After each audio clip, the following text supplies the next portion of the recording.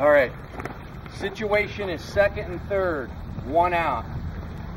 Your coach at third, your manager, what have you, has elected that he's going to send the runner on contact.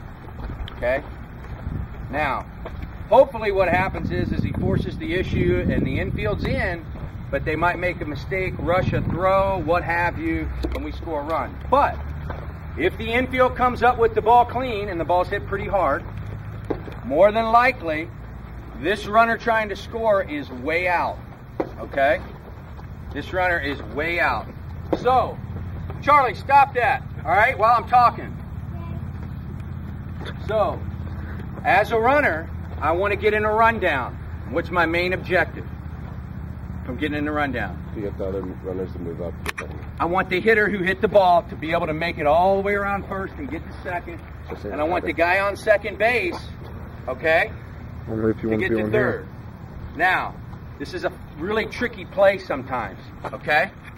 Because immediately if the catcher sees this coming, right, and we get in a rundown,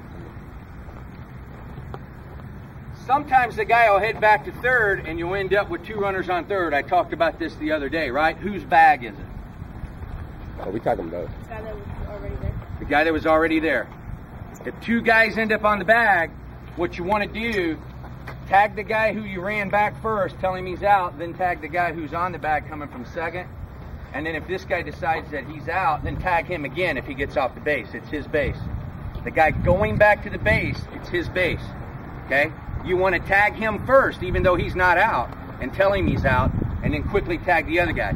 That being said, if you're ever in a position as a runner going from second to third in this situation, and two guys end up on the bag, and I'm sitting there, now obviously if the hitter is at second, I don't care. It's all over, we've got what we want. But one thing you might want to do is when he comes over and slows down to tag you both, what would I do? Take back off to second. Why? Why? You're getting the idea. Yeah, now we got chaos. You understand what I'm saying? Remember what I said earlier. Never give him an out. Now we have chaos, right? The guy coming back to the bag, he's got the bag, he's safe. I'm the one that's going to be out. So you know what? Before he tags me, I get back in a rundown. Now, if the guy doesn't panic and keeps his head, it's pretty easy to handle, especially if the hitter has already got to second base, but he's still got to tag me, doesn't he? And there's still a chance in all this chaos that somebody's going to lose it, make a bad throw. Does that make sense? Now, defensively, the ball's hit to you, set your feet up. Remember what I said? We don't catch the ball, then look to see if he broke on contact. We set ourselves up for the play at the plate. In our minds, he's going on contact before the ball's hit. Set yourself up to make the play, then pick up the guy. Does that make sense? We're not going to make the play, then look, oh, he's going. Oh, I see. In my mind, he's going on contact every time.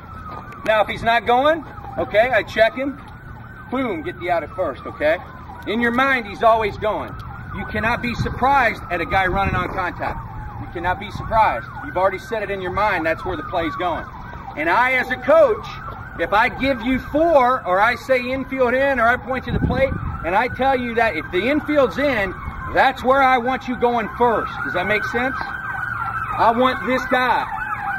I want that guy. That's why you're in.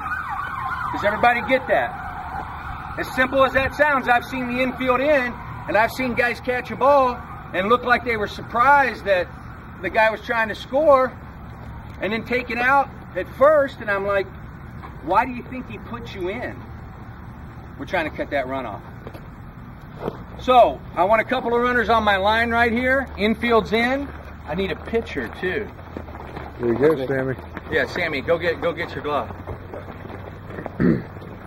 Good? Yeah.